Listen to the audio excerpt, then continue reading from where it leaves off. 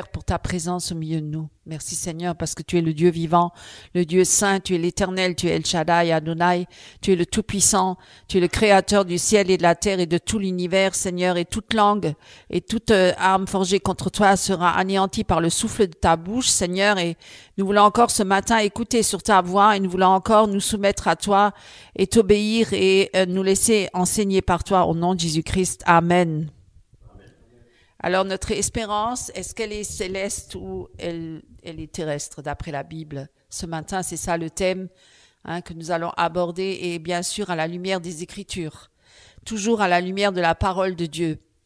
Alors, est-ce que vous pensez que notre espérance, elle est céleste ou elle est terrestre, mes amis? Moi, je pense personnellement qu'elle est céleste.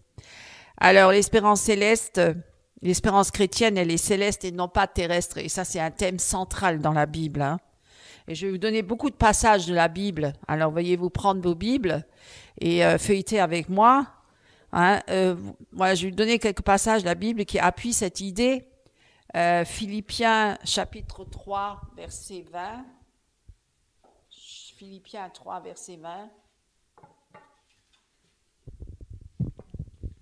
Mais nous sommes citoyens des cieux, d'où nous attendons aussi comme sauveur le Seigneur Jésus-Christ. Nous sommes citoyens des cieux. Même si nous marchons sur la terre, nous faisons partie du ciel. Ce passage met en évidence que les croyants, ils appartiennent au royaume céleste et que leur véritable espérance est tournée vers le retour de Christ. C'est ça notre espérance. La nouvelle Jérusalem céleste, le retour du Seigneur. Viens Seigneur Jésus. Oui, je viens bientôt, dans Apocalypse. Alors, on peut lire aussi dans Hébreux, chapitre 13, verset 14, « Car nous n'avons point ici-bas de cité permanente, mais nous cherchons celle qui est à venir. » Et qu'est-ce que ça nous indique, ça? Ça veut dire que nous sommes étrangers et voyageurs sur la terre. Notre patrie, elle n'est pas terrestre, elle est céleste. Parce que nous sommes célestes. Le royaume de Dieu est céleste, n'est pas terrestre. Et donc, cela indique que la vie sur la terre est passagère et temporaire. Donc, ça veut dire que quelque part, toutes choses passeront. Le monde passera et toute sa convoitise aussi. Et si on met notre espérance dans ce monde-là, on est vraiment les plus misérables des hommes, n'est-ce pas? Parce que ce monde-là, il est régi, le monde entier sous l'emprise du malin. Et quand on voit les choses, comment elles se passent dans le monde, on voit bien qu'il y a certains qui vivent une vie très bien et magnifique et pourtant ne connaissent pas Dieu. Et pourtant, ils sont, on dirait, presque bénis par les dieux. Et puis d'autres qui sont persécutés, comme certains chrétiens, dans des pays où on les persécute, on les tue. Alors on pourrait dire, les pauvres, ils sont vraiment misérables sur cette terre. Et s'ils vivaient que pour les choses de la terre, ils seraient morts en vain, les pauvres, pour rien. Vous vous rendez compte? Non, parce que leur espérance, elle est céleste. Et même si on tue le corps, on ne peut pas tuer l'âme. Craignez ceux qui tuent le corps et l'âme, et pas ceux qui tuent uniquement le corps, vous voyez. Donc, on reçoit de toute façon un nouveau corps céleste, mes amis. Et ces gens-là, ces chrétiens-là, ils savent, sinon ils ne s'engageraient pas comme ça, avec une foi tellement fervente devant les hommes, en appuyant tellement fort sur Jésus-Christ, leur Sauveur et Seigneur, et ils se font même massacrer pour ça. Vous voyez, si notre espérance elle serait que terrestre, alors eux, ils seraient vraiment morts en vain. Alors réfléchissons là-dessus. Prenez avec moi, cela indique que la vie sur la terre est temporaire et que les croyants, ils aspirent à une habitation éternelle auprès de Dieu. Prenez avec moi encore 3 Colossiens, chapitre 3, versets 1 à 2, où il est dit, « Si donc vous êtes ressuscités avec Christ, cherchez les choses d'en haut, où Christ est assis à la droite de Dieu. Affectionnez-vous aux choses d'en haut et non à celles qui sont sur la terre. » Pourquoi je parle aujourd'hui de ce sujet-là? Parce que je veux aujourd'hui particulièrement encourager le peuple de Dieu. Je veux vraiment encourager les chrétiens qui s'attachent fermement à la parole de Dieu et qui veulent vraiment marcher sur ce chemin étroit, sur ce chemin de vérité. Et je veux, oui, encourager, exhorter, mais je veux aussi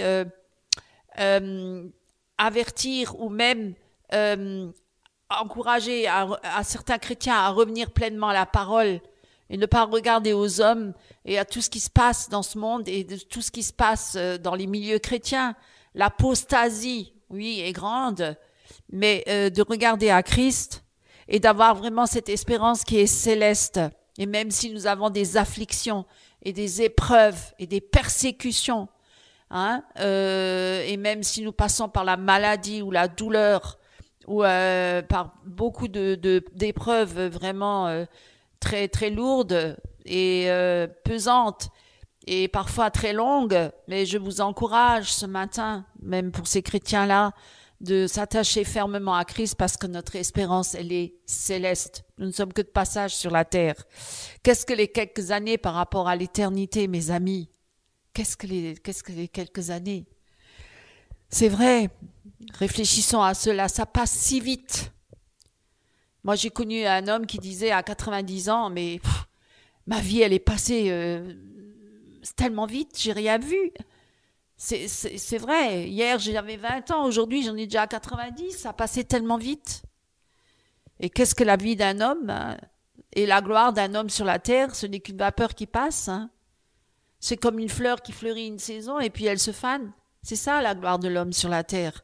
Pourquoi tant cherche cette gloire-là, vaine hein, et passagère et illusoire et éphémère, plutôt que de chercher la gloire de Dieu qui est éternelle?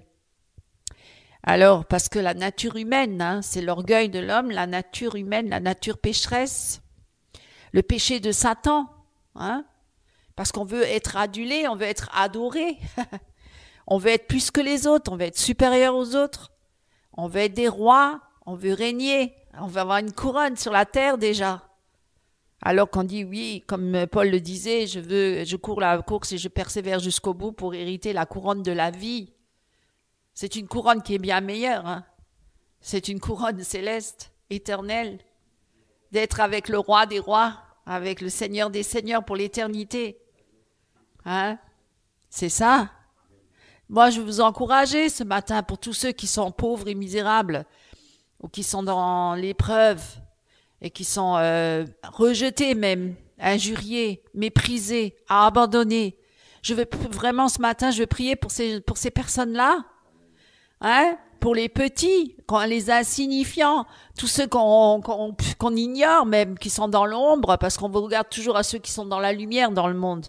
On les vénère, on les adule, on les met sur un piédestal, et tous ces pauvres gens qui sont dans l'ombre, et tous ces chrétiens qui prient dans l'ombre, qu'on ne connaît même pas leur nom, mais Dieu les connaît, et tous ces chrétiens qui prient pour les grands de ce monde, hein, qui sont là pour les soutenir. On les voit pas, ces gens-là. Ils sont cachés.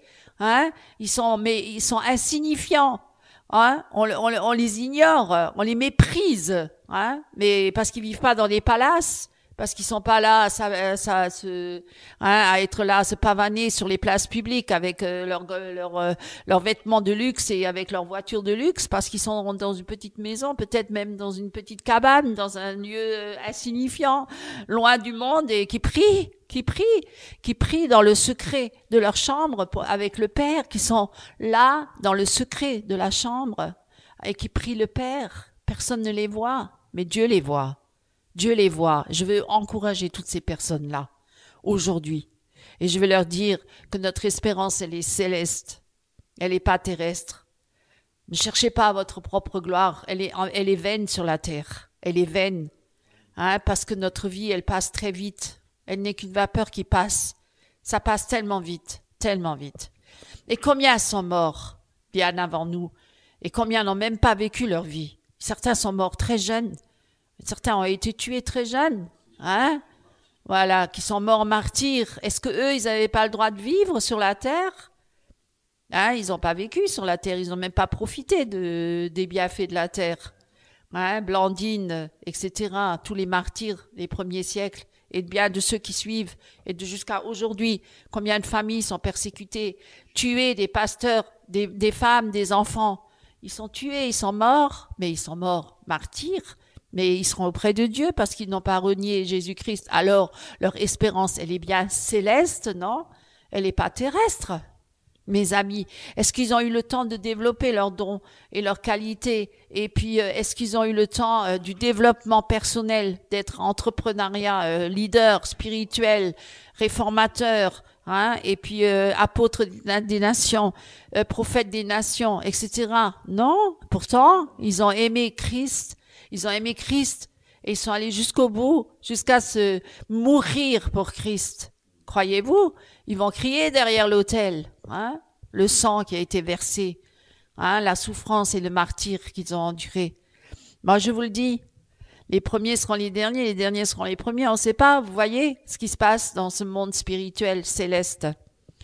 Seulement, une chose est sûre, confions-nous dans la parole, hein? Et mettons notre confiance en elle, qui dit, si donc vous êtes ressuscités avec Christ, cherchez les choses d'en haut, où Christ est assis à la droite de Dieu.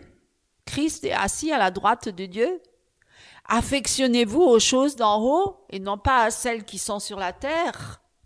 Parce que ça, c'est des choses qui passent, sont passagers.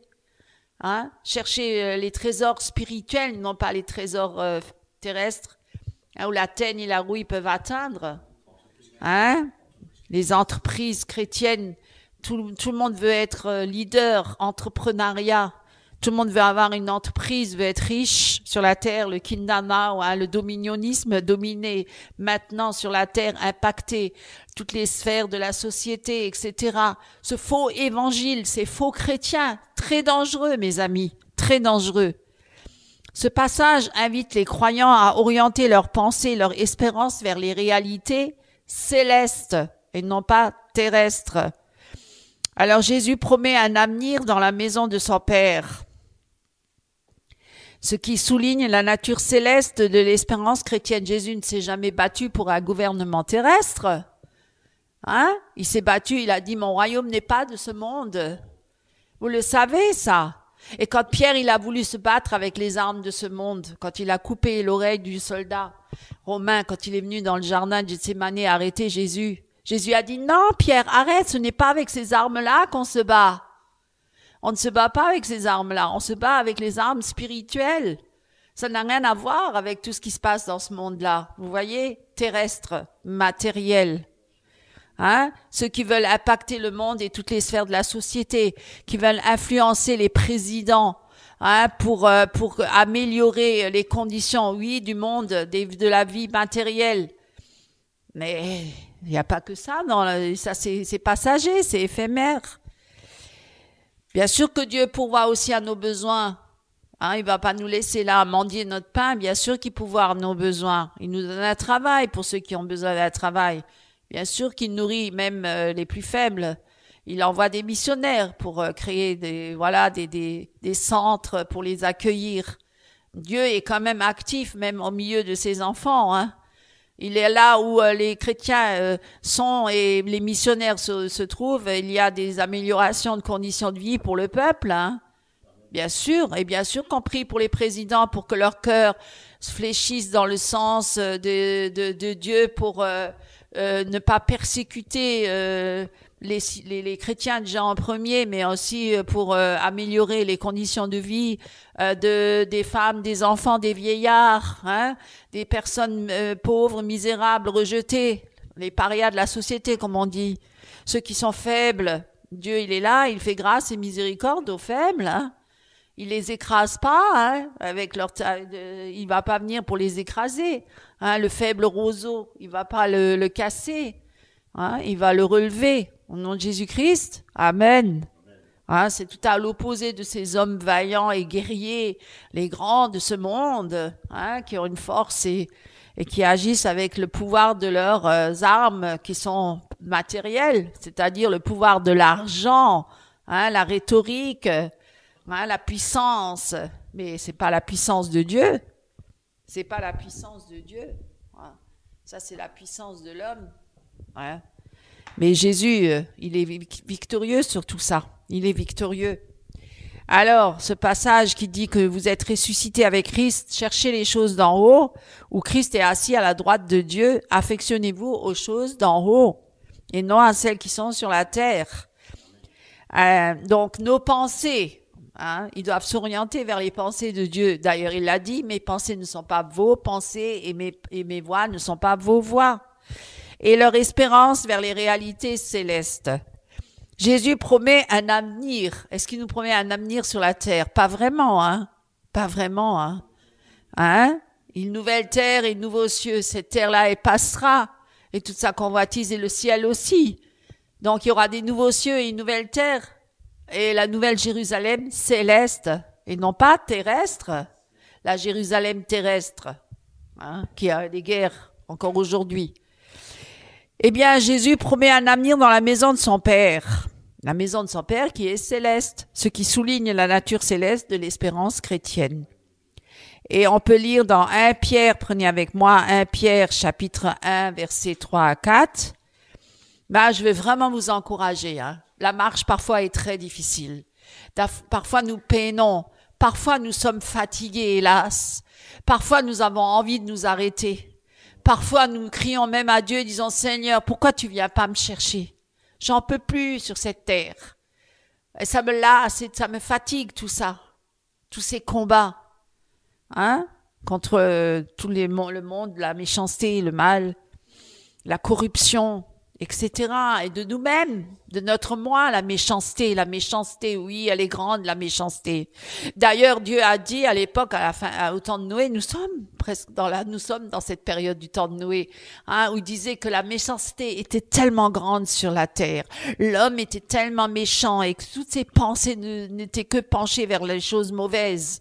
Hein, et la méchanceté. Eh bien, Dieu, il s'est repenti d'avoir créé l'homme presque. Et il a dit, je vais envoyer le déluge, je vais détruire tout ce monde-là. Vous voyez, Dieu, il en peut plus. Et les chrétiens aussi, les vrais chrétiens, ils en peuvent plus. Avec tout ce mal et toute cette méchanceté et toute cette corruption. Vraiment, des fois, nous avons envie de partir. Nous avons envie de rentrer dans la maison, hein, la maison. On a envie d'aller à la maison du Père, à la maison. Seigneur, viens me chercher, je veux rentrer à la maison. Tu m'as placé sur cette terre, mais viens me chercher, je veux rentrer à la maison, Père. J'en peux plus. J'en peux plus. Mais non, ma fille, tu as encore un travail à faire. Alors, Seigneur, fortifie-nous. Au nom de Jésus-Christ, fortifie-nous, Seigneur. Alors on lit dans 1 Pierre chapitre 1 verset 3 à 4. Béni soit Dieu, le Père de notre Seigneur Jésus-Christ. 1 Pierre 1 chapitre 1 verset 3 à 4. Béni soit Dieu, le Père de notre Seigneur Jésus-Christ, qui selon sa grande miséricorde nous a régénérés pour une espérance vivante par la résurrection de Jésus-Christ d'entre les morts, pour un héritage qui ne peut ni se corrompre, ni se souiller, ni se flétrir, lequel vous est réservé dans les cieux. Vous voyez, nous, on a un héritage dans les cieux, mes amis. Vous voyez, les promesses sont célestes, c'est pas terrestre. Certains disent l'héritage terrestre, je dois devenir absolument riche, hein? L'héritage terrestre. Alors que Jésus n'avait même pas de quoi, hein, poser sa tête et Paul. Vous voyez, mais c'est tout à fait à l'opposé de l'évangile. Quel évangile lisent ces hommes-là et ces femmes-là? Hein, le Kingdom Now, le dominionisme, la nouvelle réforme apostolique, hein, les grands apôtres, les nouveaux apôtres, hein, qui viennent pour impacter le monde, les leaders spirituels qui veulent diriger les chrétiens, qui viennent avec des nouvelles révélations,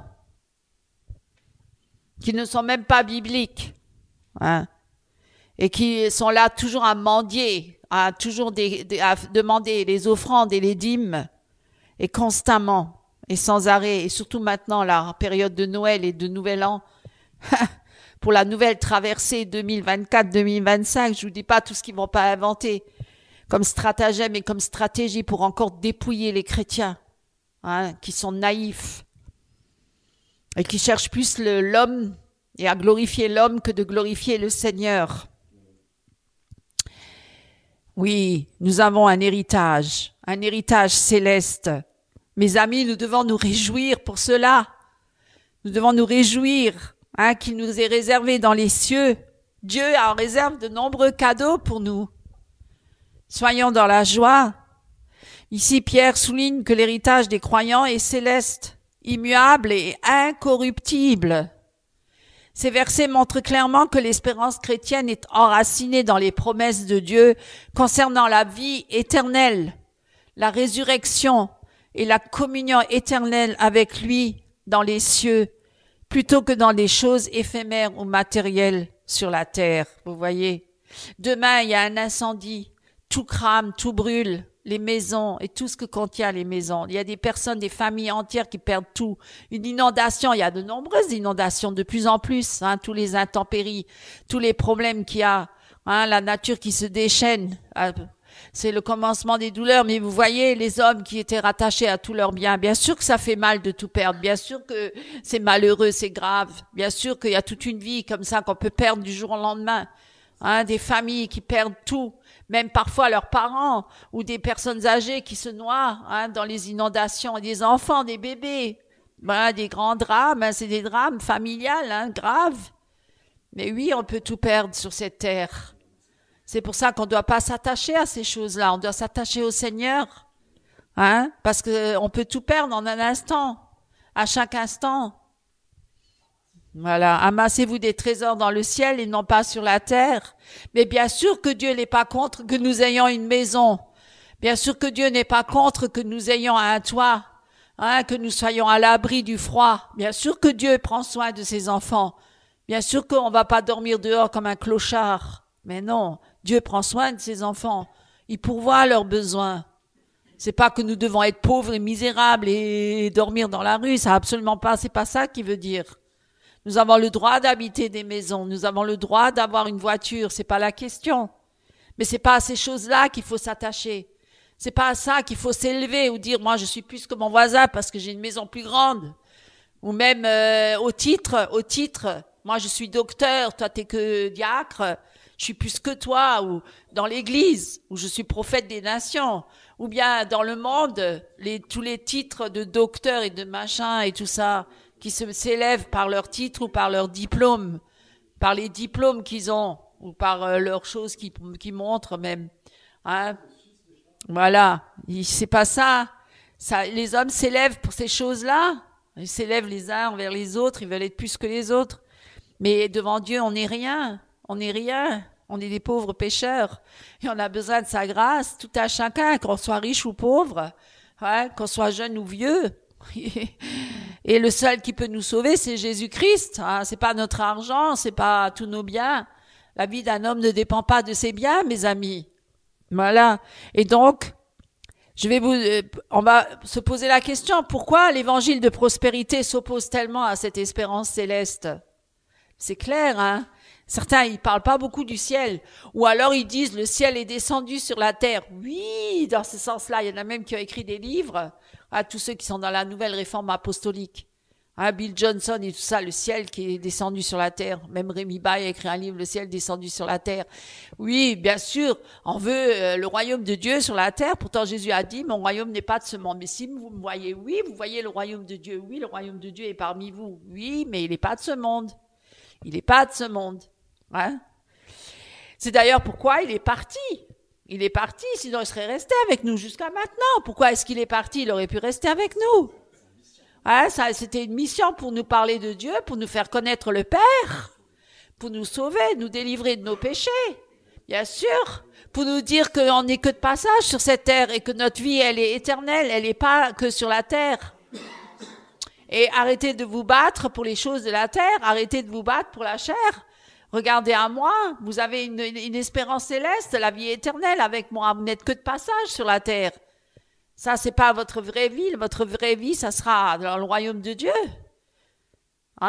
Avec Jésus-Christ éternellement, dans la présence de Dieu éternellement.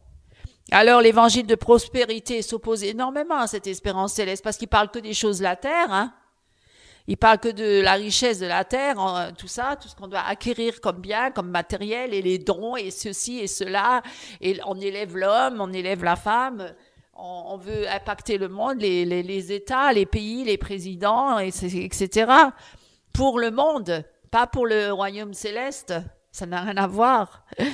l'évangile de prospérité, hein, il s'oppose à l'espérance céleste parce qu'il se concentre principalement sur les bénédictions terrestres, hein, matérielles, la richesse, le succès, le développement personnel, hein, les finances. Beaucoup sont maintenant dans les études de finances. Ils veulent tous être dans les finances. Vous n'avez pas remarqué? Puis ça donne une certaine notoriété. Waouh, il est dans les finances. Ah oh. Ben, dites donc, hein. Et le succès dans la vie terrestre. Tandis que l'espérance biblique met l'accent sur les réalités éternelles et spirituelles. Mais toi, t'as pas d'ambition. Tu es là, on voit rien, mais oui, c'est normal. C'est céleste. Toi, t'es pas spirituel, tu peux pas savoir. Tu regardes avec les yeux charnels. Moi, j'ai les richesses spirituelles, ça se voit pas avec les yeux charnels. Hein? Ça se voit spirituellement. Voilà. Donc, toi, tu regardes aux apparences qui sont trompeuses. Et moi, je regarde aux choses spirituelles. Hein? Par l'esprit, par le Saint-Esprit. Seuls ceux qui sont dans le Saint-Esprit, dans l'esprit, peuvent comprendre des choses de l'esprit. L'homme animal ne peut pas comprendre des choses de l'esprit, des choses célestes. Il va dire que c'est de la folie pour nous. Hein? T'as pas d'ambition.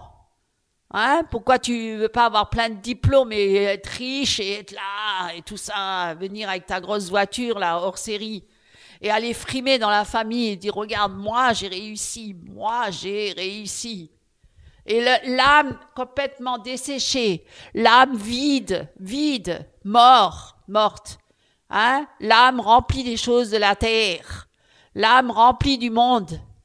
Waouh, j'étais là, j'ai voyagé, chaque année je voyage, je prends l'avion, je vais partout, hein? Je m'achète les plus belles robes ou les plus beaux costumes. Je suis remplie de bijoux. J'ai la montre Cartier ou encore plus cher, hein, Volex.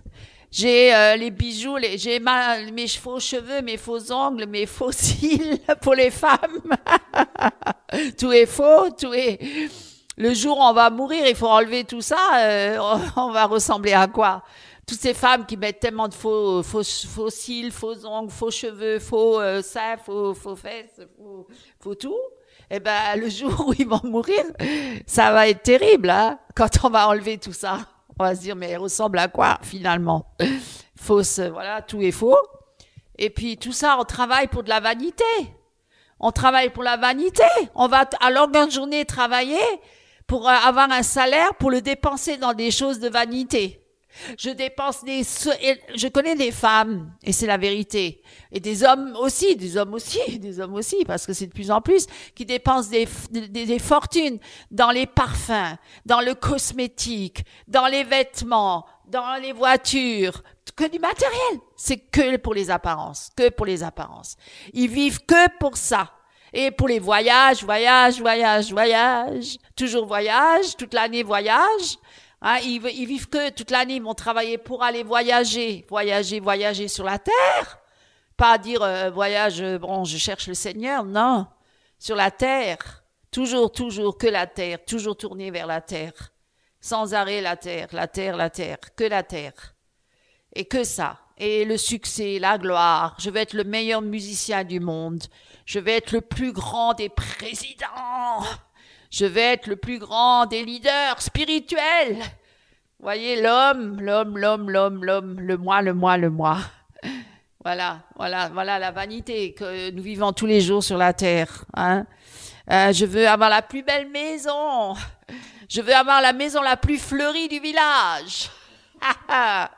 C'est moi. Moi, j'ai toutes les fleurs les plus belles. Il y a des femmes comme ça, hein.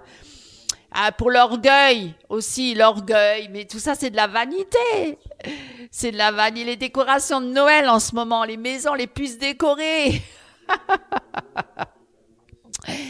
etc.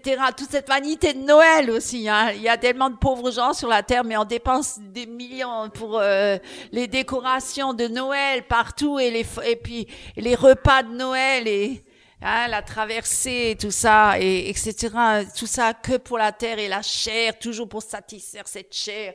Et cette chair, elle est toujours en demande, elle en a jamais assez. Hein. C'est un trou, c'est un vrai trou qu'on peut jamais remplir. Hein. C'est incroyable. Enfin bref. Non, mais Dieu, il n'est pas contre qu'on mange bien ou tout ça. Non, mais c'est pas l'essentiel. Mais les gens sont vraiment que branchés là-dedans. Voilà, malheureusement.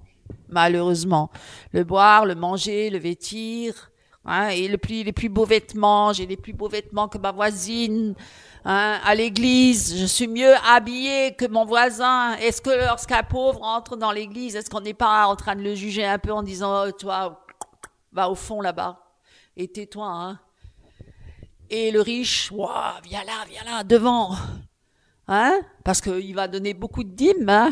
Le pauvre, il va rien donner, il va que être là pour amener des problèmes. On n'en veut pas des gens à problème, on veut les riches, parce que les riches, ils donnent beaucoup pour l'église. Voilà, donc on les met en première place. Et ils ont le droit d'enseigner tout de suite, hein, même s'ils sont des gros pécheurs. Hein. Un musicien qui rentre, il est dans le péché, dans l'adultère, tout ce que vous voulez, mais s'il sait bien jouer, il peut jouer tout de suite, hein, parce qu'il peut faire des louanges, c'est pas grave. Hein, j'en connais qui ont vécu ça. Ils peuvent vivre dans l'adultère, dans toutes sortes de péchés, dans toutes sortes d'impuretés, mais s'il sait jouer de la musique, il peut jouer tout de suite chez les chrétiens. Il n'y a pas de souci. Il est accueilli direct. Et l'autre qui arrive, qui ne sait pas jouer, bah, au fond. Voilà. Non? C'est pas vrai, mes amis. Si, c'est vrai. Voilà. C'est ça, la vie. L'être humain, la nature humaine. La nature humaine est pécheresse. Il n'y a rien de bon dans le cœur de l'homme. Alors, mes amis, pourquoi l'évangile de prospérité? Parce qu'on recherche la richesse et le succès dans cette vie-là. Tandis que l'espérance biblique, elle met l'accent sur les réalités éternelles et spirituelles. Alors, ce qui est très dur pour l'être humain qui veut tout de suite. Parce que c'est ça, il faut avoir énormément de patience. Vous savez que c'est une vertu de l'esprit, hein? La patience. On ne reçoit pas tout de suite. Et aujourd'hui, on est une génération du tout de suite. Je veux tout de suite. Mais là, je reçois rien, je vis rien, je sais, qu'est-ce qui se passe? Parce que l'espérance est céleste. Ce sont des promesses qui vont se réaliser. Et je mets ma foi en action parce que je crois aux choses que j'espère et qui sont déjà pour moi, hein, réalisées dans le sens que je vais les avoir. C'est ça, marcher par la foi. Je l'ai saisi par la foi, ces promesses. Mais non, aujourd'hui, on veut tout de suite. On veut le paradis sur terre. On veut déjà les promesses célestes, on les veut sur la terre. On les veut tout de suite. On ne veut pas attendre. On n'a pas de patience. On n'a pas de patience. Et ça, c'est vrai. On n'a pas beaucoup de patience. On a besoin de la grâce de Dieu. Parce qu'on est une génération du j'appuie sur un bouton et je reçois tout de suite ce que je veux. Parce que c'est instantané. C'est comme ça avec Internet. C'est comme ça avec beaucoup de choses. Hein? On veut tout de suite. On veut consommer tout de suite. On veut consommer tout de suite. Voilà. On veut pas être là, prier et être dans l'attente, dans l'espérance de recevoir ces promesses que Dieu nous a promis et qu'il va nous donner dans l'avenir quand Dieu le veut, quand Dieu aura décidé. Mais parce que c'est Dieu qui est souverain et maître de toutes choses. Ce n'est pas nous. Nous ne sommes pas souverains et maîtres de toutes choses. Nous ne sommes que des créatures. Nous sommes faibles. Nous ne pouvons pas diriger les choses dans le monde céleste ni terrestre d'ailleurs. C'est Dieu qui est quand même souverain et maître de toutes choses. Et voici les principales raisons pour lesquelles l'évangile de prospérité s'oppose à l'évangile céleste, de l'espérance chrétienne céleste. Je vais vous les dire. Parce que la focalisation sur la terre plutôt que sur le ciel, on se focalise tellement sur la terre qu'on n'a même plus cette espérance céleste. Certains croient même plus au retour de Jésus. Ils y croient même pas, d'ailleurs. Ils y croient même pas. Eux, ils veulent là régner et puis voilà, Jésus doit venir sur la terre, mais il n'y a pas une espérance céleste, la nouvelle Jérusalem. L'évangile de prospérité enseigne que la foi chrétienne conduit à des bénédictions matérielles immédiates, tout de suite. Les richesses, santé, alors santé parfaite. Si t'es malade, c'est pas normal. Moi, j'ai entendu ça, des chrétiens qui ont dit si t'es malade, c'est pas normal. La maladie, ça doit être éradiqué. Personne ne doit être malade dans le milieu chrétien. Alors les gens qui sont malades, ils se culpabilisent. Et s'ils sont pas guéris, mais quand on vieillit et qu'on meurt, on va quand même mourir. Certains sont morts, des chrétiens sont morts, alors on ne doit pas mourir non plus.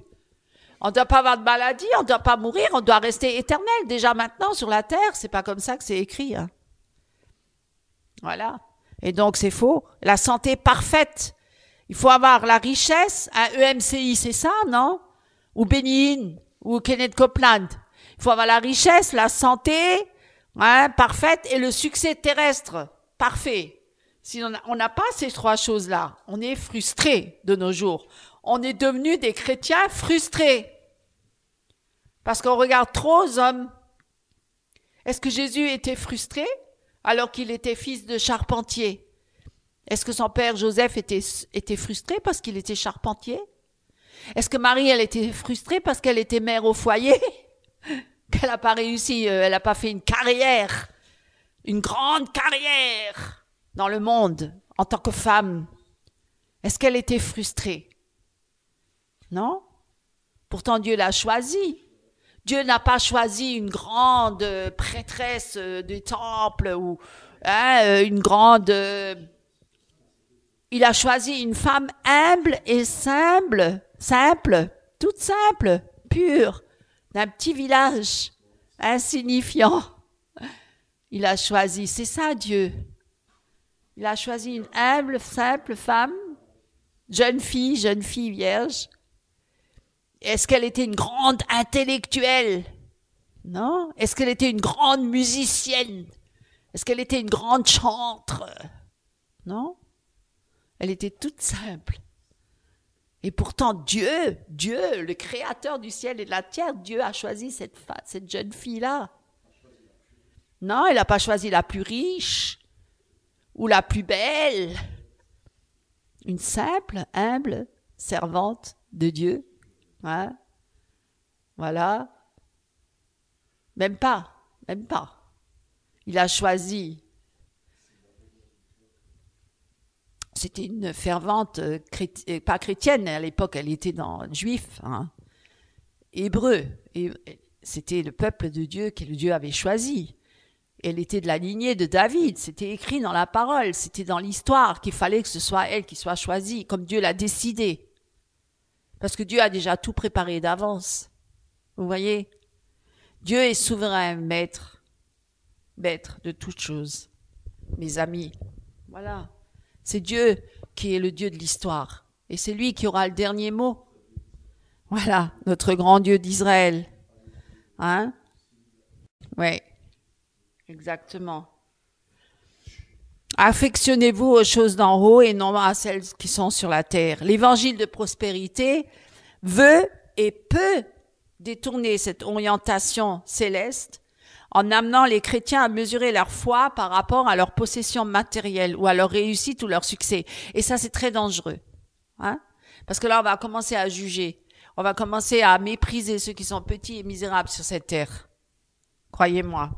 Une compréhension limitée des bénédictions de Dieu.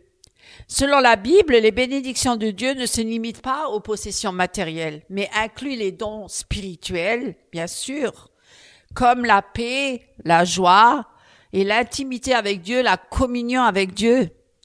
L'évangile de prospérité, en revanche, réduit souvent ces bénédictions à la richesse financière, ce qui dénature le message évangélique. Et qu'est-ce qu'on dit dans Matthieu? Lisez dans Matthieu chapitre 6, versets 19 à 20. Ne vous amassez pas des trésors sur la terre, où la teigne et la rouille détruisent, et où les voleurs percent et dérobent, mais amassez-vous des trésors dans le ciel. Vous voyez, c'est écrit, hein. On les cite pas souvent, ces paroles-là, et surtout l'évangile de prospérité, hein. On les entend jamais citer, ce genre de paroles. Eux, ils viennent toujours avec les paroles, vous êtes la tête et non la queue, hein. La réussite, il cite les Salomon ou le roi David dans l'Ancien Testament, qui était très riche. Alors, une mauvaise compréhension de la souffrance chrétienne. La prospérité terrestre est présentée dans cet évangile comme un signe infaillible de la faveur divine. Alors, si t'es pas riche, c'est que t'as pas la faveur divine. Alors, les pauvres gens, ils ont peur, hein. Ils se disent, mais Dieu, il m'aime pas, il me rejette, je suis pas béni, il y a que les riches qui sont bénis. Alors, tous les grands satanistes illuminatis de ce monde, ils sont bénis par Dieu. Les francs-maçons et tout cela. Tous ceux qui règnent là sur la terre, hein, et qui ont les grandes banques, les banquiers de ce monde, hein, qui se réunissent là, hein, dans ces réunions, un peu bizarroïdes,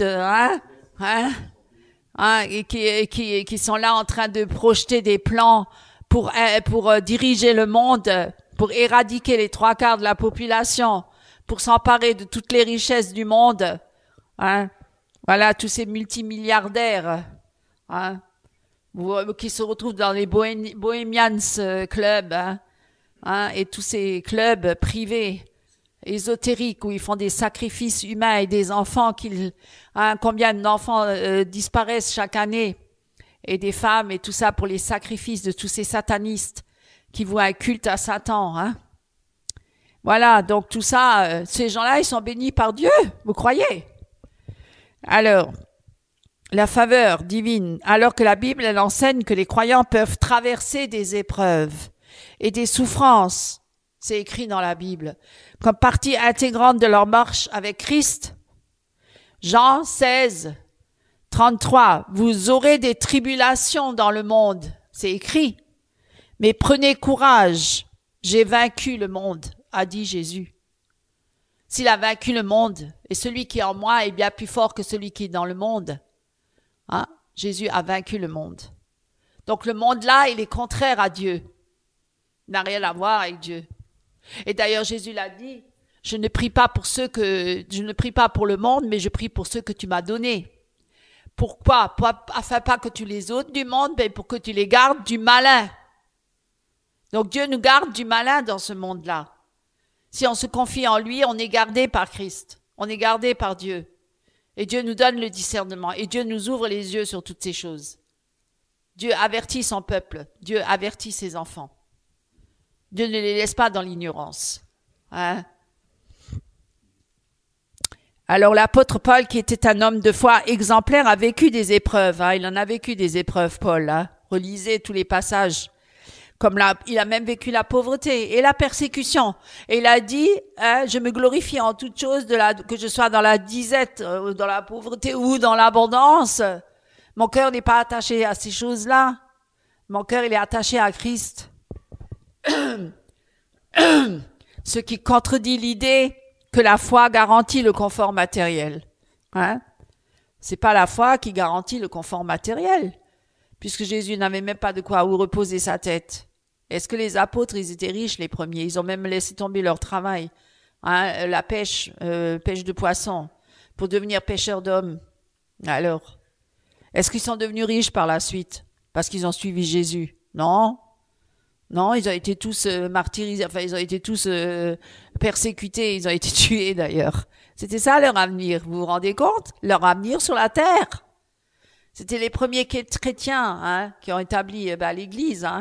C'était les premiers apôtres, la fondation, le fondement des 12 apôtres. Vous voyez un peu? Alors, une espérance centrée sur ce qui est temporaire. L'évangile de prospérité promet des résultats visibles et immédiats dans cette vie. Parce que les choses intemporelles, c'est pas visible. Les choses temporaires, oui, on veut du visible.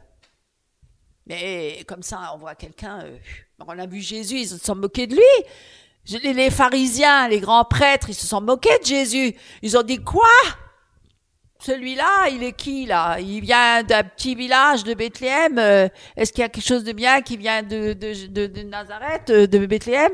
Mais il a même pas fait d'études et puis il veut nous donner la leçon. Il vient même pas de la lignée des Lévites. Il est même pas prêtre et, vous voyez, ils se sont moqués de lui parce qu'ils ont dit quoi? Même Hérode, quand il était devant Hérode, même Hérode s'est moqué de lui. Même les soldats romains, quand ils l'ont flagellé et quand ils l'ont mis la couronne d'épines, ils lui ont enlevé le manteau et ils se sont moqués de lui, ils lui ont craché dessus. Ils ont dit quoi? Ça, c'est le roi des Juifs. Il est roi. Tiens, on lui met une couronne d'épines. Voilà, il est roi. Ils se sont moqués de lui. Eh oui, mes amis, vous voyez ce monde-là, ce monde de méchanceté. Ce monde de méchanceté, vous voyez, car nous n'avons point ici-bas de cité permanente, mais nous cherchons celle qui est à venir. Je vais m'arrêter là pour aujourd'hui. Je continuerai la semaine prochaine encore de parler de de notre espérance céleste, parce que je veux vraiment vous encourager, mes amis, pour tous ceux qui souffrent, pour tous ceux qui sont dans l'affliction, là, actuellement, tous ceux qui sont dans une épreuve, que ce soit la maladie ou le deuil, ou une perte d'emploi, une perte de travail. Hein, certains ont perdu leur travail. Après, on vient les juger, mais t'es fainéant, t'es paresseux, ou t'es ci, ou t'es ça, ou t'as pas d'argent, là. Vous voyez, on est insignifiant aux yeux du monde quand on n'a pas une situation sociale haute. Hein? On est insignifiant aux yeux des hommes, mais aux yeux de Dieu, nous ne sommes pas insignifiants. Aux yeux de Dieu, Dieu s'intéresse à tout à chacun, qu'il soit riche ou pauvre, qu'il ait un bon travail ou qu'il ait perdu, qu'il soit au chômage, qu'il soit dans la maladie ou dans l'épreuve, qu'il soit dans la vieillesse. Oh, parfois on méprise les personnes âgées, hein, qui n'ont certains plus de dents dans la bouche, hein, qui se dégradent physiquement. Hein, on les méprise, ils sont inutiles, ce sont des bouches inutiles comme ils disent certains. Ils sont pas actifs dans la société, c'est des bouches inutiles. Et on peut aller jusqu'à l'extrême, hein, comme l'antéchrist. Quand il y a un antéchrist au pouvoir, hein, comme certains dictateurs, ben ils se débarrassent de tous ces bouches inutiles. Hein, on les met dans les voies de garage, on les met dans les camps de concentration, on les détruit, ou on les met dans les orphelinats, les pauvres enfants, et on les laisse mourir de faim, malnutrition, comme à l'époque de Ceausescu, quand les pauvres bébés étaient mal nourris dans les orphelinats, où tout était délabré, hein, où tout était négligé et sale. Hein? Pendant ce temps que Ceausescu, d'ailleurs, il a été fusillé par son propre peuple, hein? Lui et son épouse. Hein, parce que lui vivait dans la richesse et dans le luxe, et le peuple était dans la misère grave. Vous voyez, ça c'est les hommes sur la terre, inspirés par le diable. Vous voyez, qu'est-ce que le diable y ramène? Hein? Des milliers de gens qui étaient morts dans ce pays, pauvres, misérables, à un tel point qu'ils en pouvaient plus. Hein? Et moi j'ai vu le reportage quand ils allaient les exterminer. Quand ils allaient vraiment les soldats, hein, parce que les soldats, il y a un coup d'État, et puis les soldats se sont levés, et ils l'ont gardé prisonnier jusqu'à l'exécution, hein, l'exécution de Ceausescu et son épouse. Eh bien, l'épouse, elle a dit aux soldats, mais mon garçon, nous t'aimons, qu'avons-nous fait de mal? Ils étaient même presque à faire semblant de pas comprendre le mal qu'ils ont fait autour d'eux. Vous voyez un peu à quel point parfois l'homme est aveuglé sur sa propre condition de pécheur et de pas réaliser à quel point il fait du tort à son prochain. Mais Dieu est un Dieu juste. Dieu est un Dieu juste et il jugera justement chaque homme et chaque femme sur la terre pour toutes les actions mauvaises qu'il aura faites devant la face de Dieu. Hein? Voilà, moi je vous le dis, il y a une justice. Un jour Dieu, il jugera le monde. Dieu jugera même son peuple. Il jugera même son peuple. Hein? Il le jugera. Le jugement commence par la maison de Dieu, mes amis. Oui, Dieu est amour, parce qu'on entend toujours parler de ça. Dieu est amour, mais Dieu aussi est un Dieu de justice et de vérité, mes amis. C'est un Dieu saint, c'est un Dieu pur. Et il y a des hommes qui n'ont pas la crainte de Dieu, ils font ce qu'ils veulent avec leur prochain. Et ils disent, il n'y a pas de Dieu. Dieu ne nous punira jamais. Tout le mal que je fais, c'est pas grave. Dieu, il s'en fout. Non, Dieu, il voit tout. Dieu, il sait tout. Il voit tout ce qu'on vit dans les moindres détails. Il connaît le cri, les pleurs de ses enfants, de ceux qui gémissent dans le secret de leur chambre, hein, qui sont malheureux et qui souffrent à cause de la méchanceté de leur prochain, de leur mari ou de leur femme, ou de leurs enfants, ou de leur bourreau, ou du travail, au travail, les chefs. Hein, qui font du tort à leur prochain. Tout ça, Dieu, il l'amènera en jugement. Dieu amènera tout en jugement. Au nom de Jésus-Christ, Amen. Bonjour mes frères et sœurs en Christ. Ce matin, je vais vous lire la parole, les Saintes Écritures. Le titre s'intitule « Des épreuves liées à l'annonce de la bonne nouvelle ». Chapitre 6 de Corinthiens, verset 3 au verset 13. Nous veillons à ne donner aucun motif de scandale à qui que ce soit, afin que l'on ne critique pas notre travail. Au contraire, nous cherchons en toutes circonstances à nous présenter comme des serviteurs de Dieu, nous supportons avec persévérance les souffrances, les détresses et les angoisses. En nous abattus et mis en prison. On a soulevé le peuple contre nous, accablé de travail. Nous avons été privés de sommeil et de nourriture. Nous nous montrons serviteurs de Dieu en étant purs, en connaissant Dieu, en étant patients et bons. L'Esprit Saint agit en nous. Notre amour est sincère. Nous proclamons la vérité et nous vivons grâce à la puissance de Dieu. Nos armes offensives et défensives, c'est de faire ce qui est juste aux yeux de Dieu. Nous le faisons aussi bien quand nous recevons des éloges ou lorsqu'on nous couvre de mépris, quand on nous insulte ou quand nous jouissons d'une bonne réputation. On nous regarde comme des menteurs alors que nous disons la vérité, comme des inconnus alors que nous sommes bien connus, comme des mourants alors que nous sommes bien vivants. On nous punit sans pourtant nous exécuter. On nous attriste et pourtant nous sommes toujours joyeux. Nous sommes pauvres, mais nous enrichissons beaucoup de gens. Nous paraissons ne rien avoir, nous qui en réalité possédons tout. Nous vous avons parlé franchement, obéi, amis corinthiens. Nous vous avons largement ouvert notre cœur. Notre affection pour vous est sans réserve, mais c'est vous qui restez sur la réserve. Alors, je m'adresse à vous comme à mes enfants. Répondez à notre affection. Ouvrez-nous largement votre cœur. Amen. Soyez richement bénis. Frères et sœurs en Christ, chers amis, chers invités, vraiment que le Seigneur, ce matin, puisse prendre la première place dans notre cœur. Et nous avons déjà été édifiés. Merci pour toutes ces exhortations, ces édifications, sœur Karine, et puis pour la lecture aussi de frère Eric, qui nous a vraiment montré que nous devons passer par des épreuves, nous devons passer par les tribulations. Et c'est réservé à tout homme, à tout chrétien qui veut vraiment s'engager devant le Seigneur. Eh bien, il doit passer par les épreuves. Bien, ce matin, nous allons effectivement, en guise d'introduction, dans Jean, chapitre 14, verset 16. Nous allons parler du Saint-Esprit dans le croyant.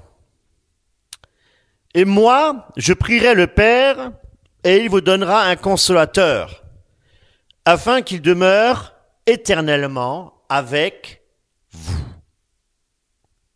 Le Saint-Esprit, mes amis, nous devons le considérer comme un don de Dieu. Dieu nous a donné le Saint-Esprit. Et il l'a donné à qui? À tous ceux qui croient. À tous ceux qui croient, tous ceux qui ont la foi en Jésus-Christ, le Seigneur leur accorde l'Esprit de Dieu. Pas seulement à ceux qui parlent en langue, mais à tous ceux qui l'ont reçu. Il a donné le pouvoir de devenir enfant de Dieu. Et devenir enfant de Dieu, nous ne pouvons pas le recevoir si nous n'avons pas reçu le Saint-Esprit. Alléluia. L'Esprit de Dieu qui nous scelle enfant de Dieu. Il est envoyé pour plusieurs raisons. Déjà, sa mission principale, c'est qu'il a été envoyé pour transformer nos vies, pour transformer notre cœur, mes amis. Pour nous guider dans la vérité. Pour ne pas nous écarter du droit chemin. Et nous donner aussi la force de vivre selon la volonté de Dieu et de suivre les commandements du Seigneur. Alléluia. Le Saint-Esprit est une puissance, mes amis. Il est une puissance, mais il est aussi une personne, bien entendu. Cependant, le monde dans lequel nous vivons, on l'a entendu ce matin, eh bien, il est rempli de tentations, de séduction. Séduction est grande. pour l'attrait de l'argent. On a parlé de l'argent ce matin, effectivement. Il y a l'orgueil de la vie, l'orgueil, tous les plaisirs de la chair aussi. Toutes ces choses-là. Il y a malheureusement des artifices, je dirais, spirituels, qu'on appelle la drogue. Ce sont des artifices spirituels. La drogue, il y a aussi les mauvaises influences. Parfois, on se dit, j'ai un ami, j'ai un copain, j'ai une connaissance, mais ce sont des mauvaises influences, mes amis. Ça existe, On apprend à les connaître quand on vit longtemps avec les gens. On apprend à les connaître. Donc, ce sont des mauvaises influences. Il y a ça dans le monde. Et tout ça, c'est même lié à la sorcellerie. Nous allons en parler un petit peu ce matin. Tout ce qui est sorcellerie, toutes ces choses-là. Nous ne devons pas ignorer, mes amis, que notre vie chrétienne de tous les jours est un combat spirituel. C'est un combat spirituel. Et si nous ne marchons pas selon la parole, selon l'Esprit du Dieu, parce qu'il nous a donné le Saint-Esprit, encore faut-il marcher avec l'Esprit de Dieu, eh bien, nous risquons de tomber dans le péché, de chuter. Chuter aussi, attrister l'Esprit de Dieu, attrister le Saint-Esprit, parce qu'on peut l'attrister, bien entendu. Et nous pouvons aussi perdre notre communion avec Dieu. Il n'y a rien de pire pour un chrétien né de nouveau que de perdre sa communion avec Dieu. C'est l'homme, ma femme me dit souvent de fois, c'est l'homme le plus malheureux au monde. Et c'est vrai, je rigole, mais c'est vrai, c'est l'homme le plus malheureux au monde. Celui qui n'a pas de communion avec Dieu, mais qui a été racheté par le sang de l'agneau, mes amis. Et ça existe, bien entendu, à cause du péché. À cause du péché. Péché répétitif. Et c'est pourquoi nous devons aussi comprendre que qui est le Saint-Esprit? Qui est réellement le Saint-Esprit? Nous devons comprendre aussi de quelle manière il agit le Saint-Esprit. Et comment aussi vivre une vie puissante avec la puissance du Saint-Esprit qui agit en nous, mes amis. Sa puissance qui nous aide aussi à rester ferme, à garder notre foi. Alléluia. Alors, commençons par le commencement. Qui est le Saint-Esprit? Le Saint-Esprit, comme je vous l'ai dit, c'est une puissance de Dieu, effectivement. Mais c'est une puissance agissante en nous. Et donc, si elle agit,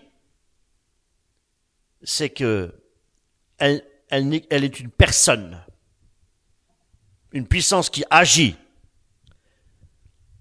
Elle n'est pas non plus une énergie impersonnelle, voyez-vous, comme l'enseignent les témoins de Jéhovah. C'est une personne spirituelle. L'Esprit de Dieu parle dans le cœur de l'homme. Dieu te parle à travers son esprit. L'Esprit de Dieu nous conseille, nous exhorte. L'Esprit de Dieu est là pour guider son Église. Alléluia. Ce n'est pas qu'une force, c'est Dieu, l'Esprit de Dieu. C'est l'Esprit de Dieu. Alléluia.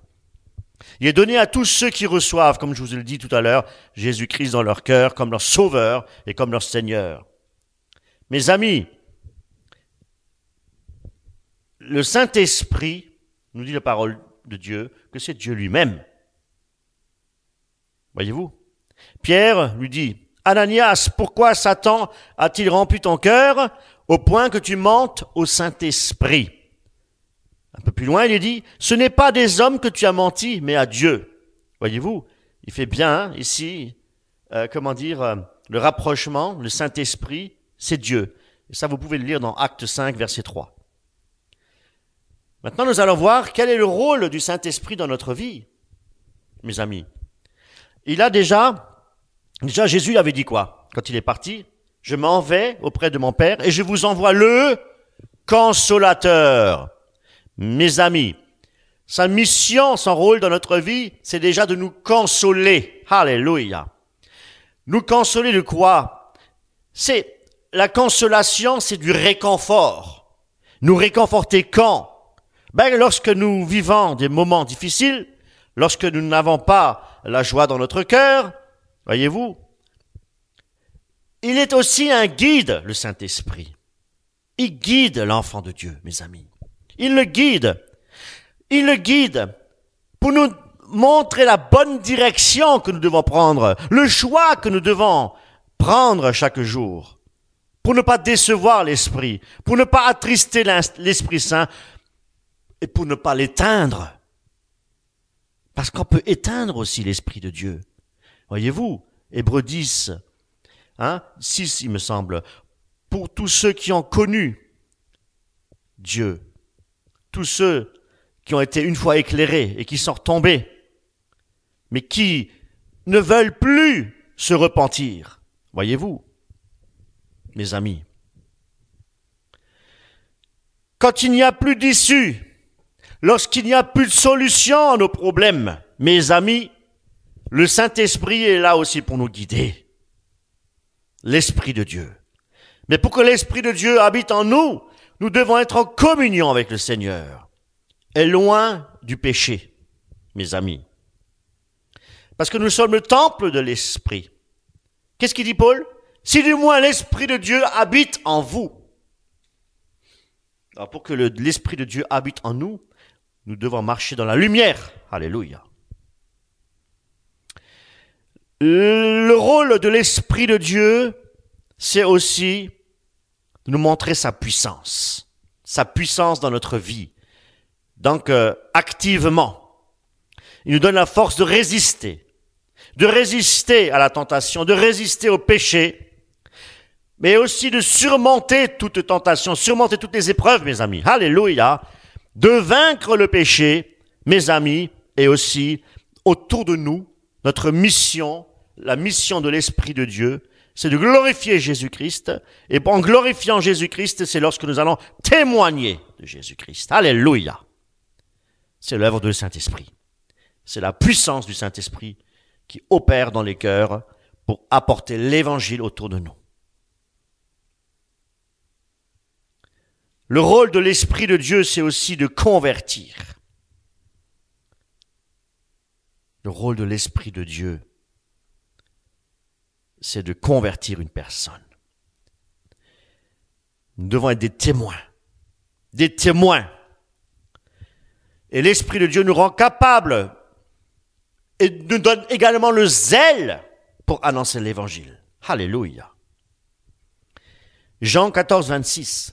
Mais le Consolateur, l'Esprit Saint que le Père enverra en mon nom, vous enseignera. Le Saint-Esprit est notre enseignant. Alléluia. Ce n'est pas un homme qui nous enseigne la parole de Dieu. Ce n'est pas un homme qui nous enseigne les Écritures. Parce que toute Écriture est inspirée de Dieu. Toute Écriture est inspirée par le Saint-Esprit. C'est la plume, c'est l'Écriture, c'est le Saint-Esprit. Et si nous sommes avec le Seigneur, et si nous avons l'Esprit de Dieu, eh bien, nous devons écouter ce que l'Esprit dit aux églises. Et nous sommes l'Église. Alléluia. Nous sommes le temple de l'Esprit. En lisant les Écritures, l'Esprit de Dieu lui-même se manifeste en nous pour nous faire comprendre le sens des Écritures, pour ne pas dévier ni à droite ni à gauche, et d'écouter tous ces faux prophètes-là et tous ces faux pasteurs qui nous enseignent selon la démangeaison des oreilles, pour satisfaire leur propre convoitise, leur chair. Nous écoutons le Saint-Esprit. Alléluia. L'Esprit, le Saint-Esprit, c'est l'Esprit de vérité. Alléluia. Amen. Mais le Consolateur, l'Esprit Saint, que le Père enverra en mon nom, vous enseignera. Qu'est-ce qu'il nous enseignera? Toutes choses. C'est quoi toutes choses? Tout ce qui est écrit dans les Écritures, tout ce que nous devons savoir concernant Dieu, concernant notre salut, concernant notre héritage dans le royaume de Dieu, comme mon épouse ce matin l'a souligné. Alléluia. Et il nous rappellera tout ce que je vous ai dit. Est-ce qu'il le fait que aux apôtres? Parce qu'il parlait à ces apôtres-là. Nous sommes tous des enfants de Dieu. Les apôtres étaient des enfants de Dieu. Le Saint-Esprit n'a pas été donné qu'aux apôtres. Le Saint-Esprit a été donné à toi, à moi, à tous ceux qui l'ont reçu. Jean. Et tous ceux qui l'ont reçu sont devenus enfants de Dieu. Alléluia. Et nos noms sont inscrits dans le livre de vie. Et nous sommes assis au plus haut des cieux, mes amis, dans la gloire éternelle. Alléluia. Nous ne sommes pas assis sur un trône de terre, mais nous sommes assis au plus haut des cieux avec le Seigneur. Alléluia. Et c'est de là que nous recevons justement les enseignements de l'Esprit. Alléluia. Et il nous rappellera aussi à nous tout ce qui a été dit. Parce que c'est l'Esprit qui nous rappelle. Pourquoi? Parce que l'Esprit n'est pas qu'une puissance. L'Esprit, c'est la vie. L'Esprit est vivant. Alléluia. C'est ça la vérité, mes amis. Comment le Saint-Esprit agit-il dans le croyant? Et ça, notre mission, c'est de nous forger, de transformer notre caractère. Souvent de fois, oh, t'as mauvais caractère. Ce frère, il a mauvais caractère. Oui, mais toi, t'es meilleur que lui. Tu es le seul qui n'a pas de problème dans la vie. Tu es le seul qui sait tout. Tu es le seul. Tu vois, ton frère, tu le critiques. Mais il y a une parole que Jésus dit. Enlève d'abord la poutre qui est dans ton œil. Et après, tu verras clair. Combien de fois, si facilement nous jugeons les gens, nous. Après, il y a aussi, lorsqu'on dit aussi, on nous dit souvent de fois, vous dénoncez les, mais on dénonce quoi? Mes amis, les hérésies. Comprenez? Que ces hommes se tournent vers le Dieu vivant.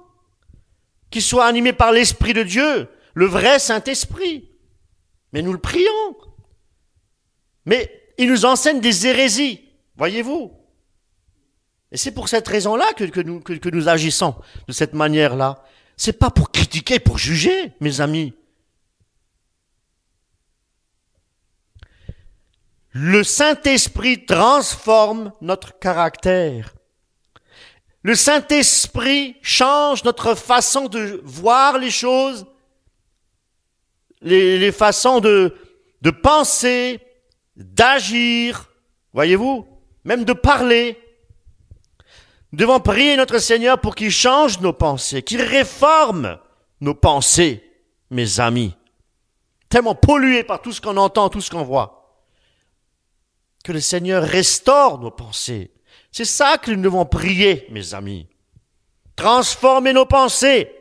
Seigneur, aide-moi par ton Esprit Saint à abandonner les pensées mauvaises qui traversent dans mon esprit, les jugements, les mauvaises pensées que je peux avoir, les pensées égoïstes.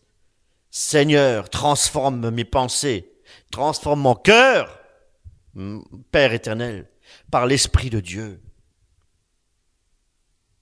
N'oublions pas, mes amis, que c'est Dieu lui-même, par son Esprit, qui donne le vouloir et le faire.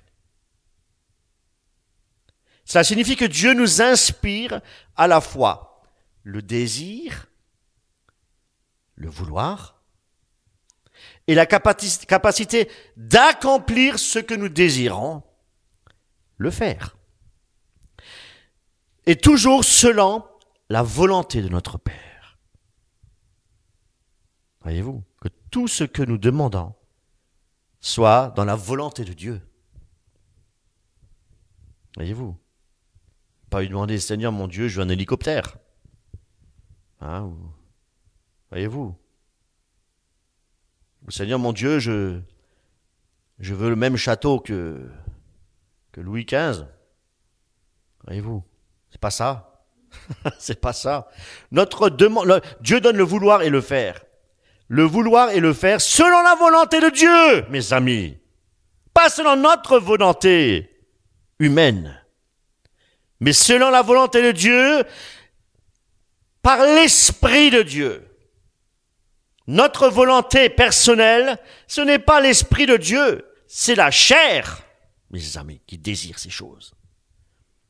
Or, il y a inimitié entre Dieu, entre l'esprit et la chair. Amen.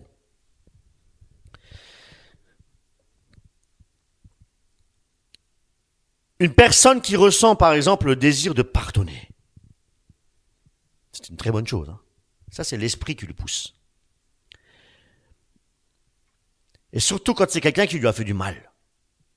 Voyez-vous? Bien, elle veut pardonner. Est-ce qu'elle y arrive? Pour le moment, elle veut. Déjà, c'est ça le vouloir que Dieu donne déjà à la personne. Mais elle n'a pas la force. Elle le veut dans son cœur. Mais elle n'arrive pas. Eh bien, le faire, c'est Dieu qui le donne aussi. Le vouloir et le faire. Alléluia. Ça, c'est les bonnes œuvres que Dieu a préparées d'avance, voyez-vous. Pardonner. Pardonner. Avec l'aide de Dieu, donc, elle trouve la force de pardonner son prochain et elle le fait réellement. Avec la puissance du Saint-Esprit. Alléluia. Un autre exemple. Une personne, par exemple, qui veut arrêter une mauvaise habitude dans sa vie, une mauvaise habitude quelconque.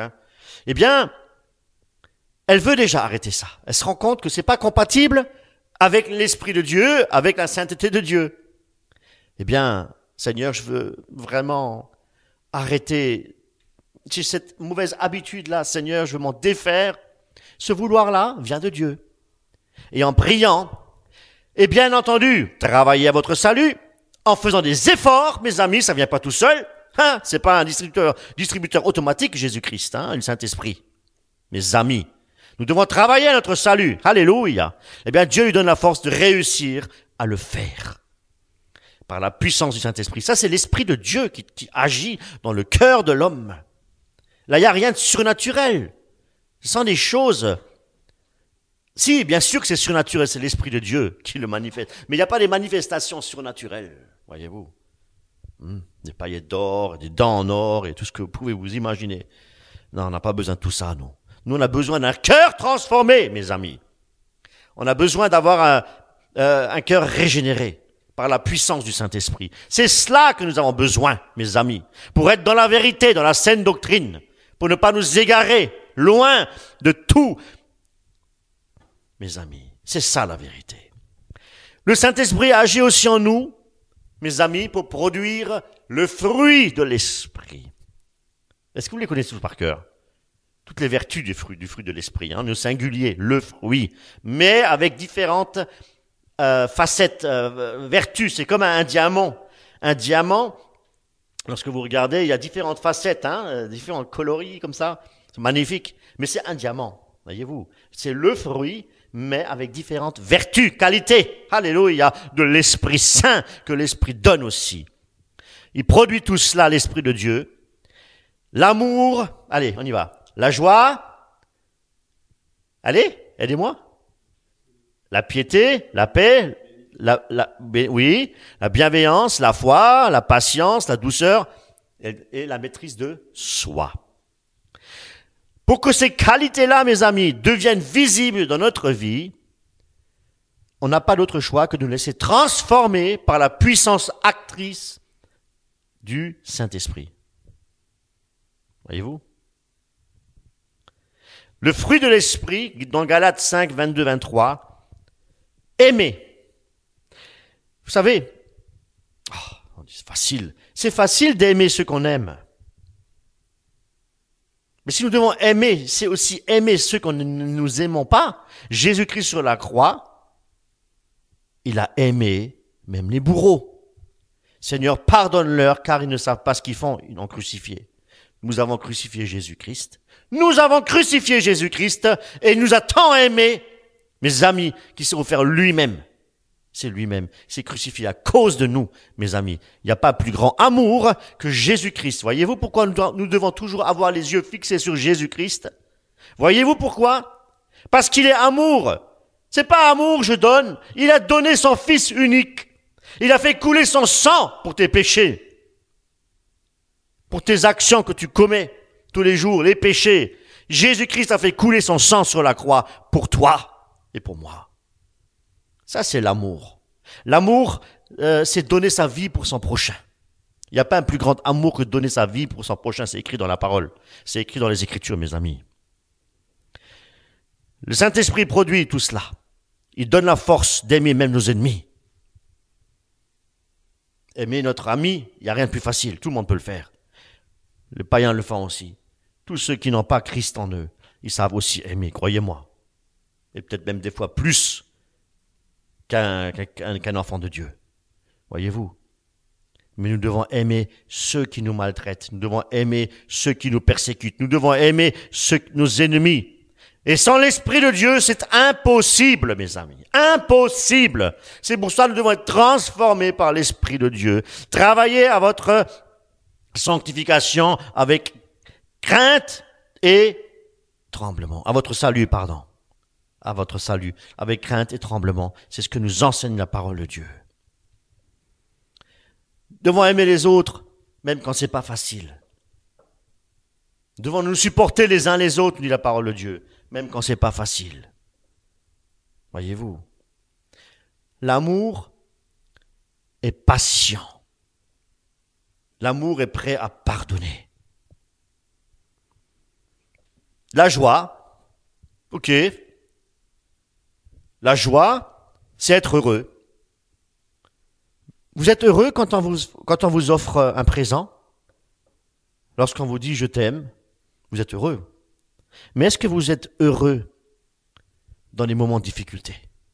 Quand vous passez des grandes épreuves, quand vous passez des moments difficiles, c'est là qu'on voit vraiment qui on est réellement. Et c'est là que beaucoup baissent les bras, qui abandonnent même Dieu, délibérément, qui tournent le dos à Dieu et qui ne reviennent plus jamais. Et s'ils meurent entre-temps, eh bien, malheureusement, ils ont perdu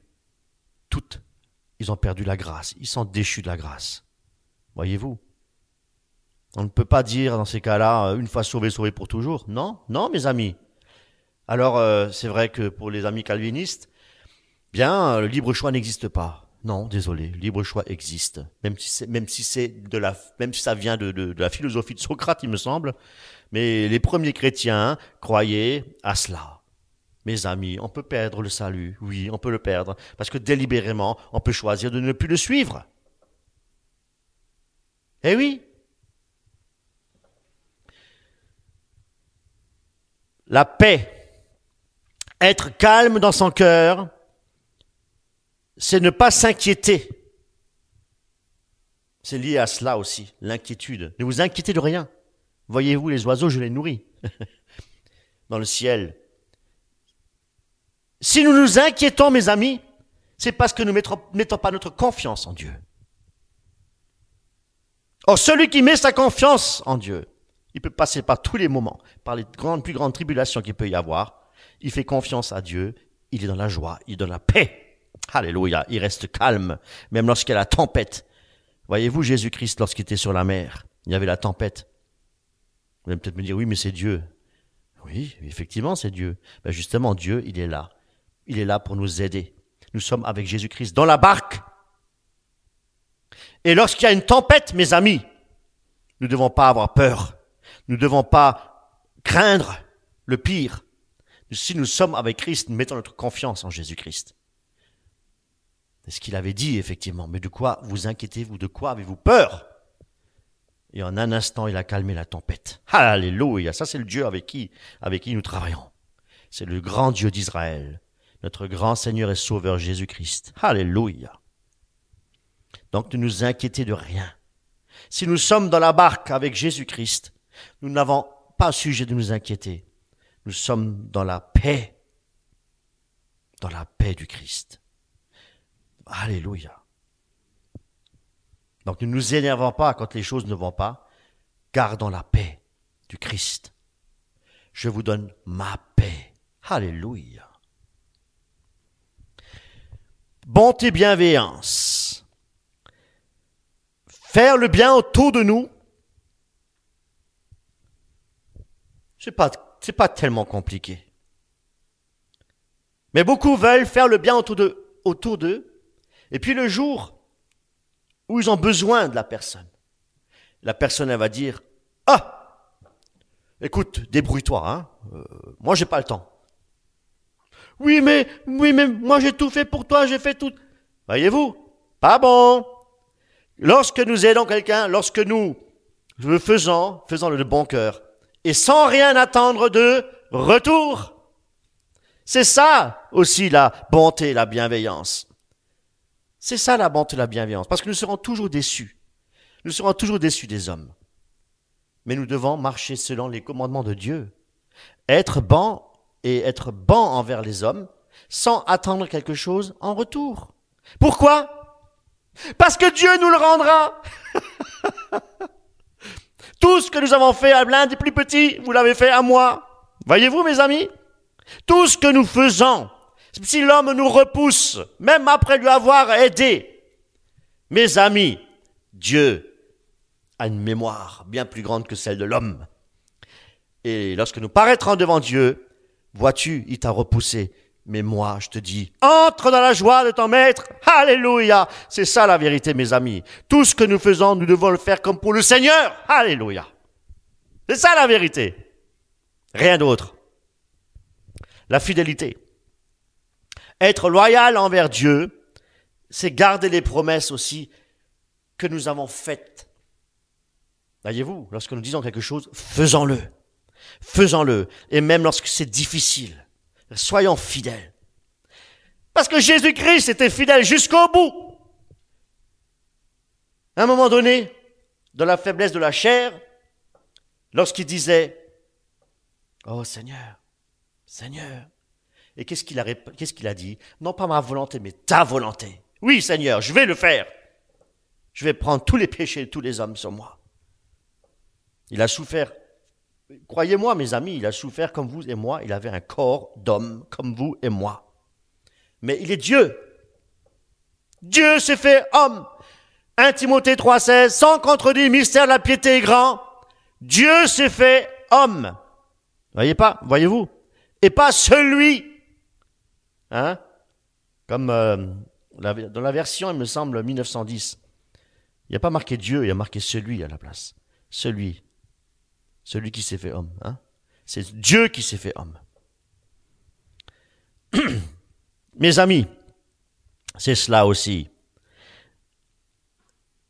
La fidélité, c'est garder les promesses que nous faisons aux autres.